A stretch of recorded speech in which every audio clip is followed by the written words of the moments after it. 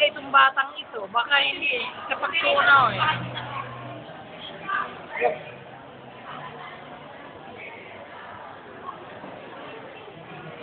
Teka, pumunta siya sa CR, oh. Tulungan niyo muna. Naku, pisa naman yung... Oo, at saka bigla. Ang lalaki ng tiyan. Oo, hindi tinunaw sa pag-view, ah. Sabi ko na, kasi mabibigyan siya niya. Hindi naman sanay kumain yun. Ang ganun kadami. Anak ka na. Oo.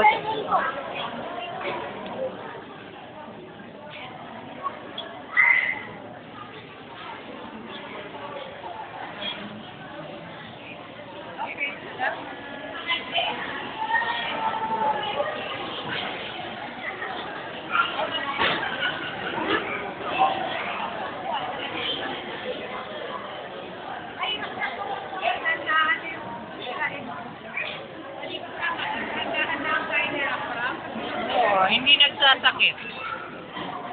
Hindi sasakit ang ano.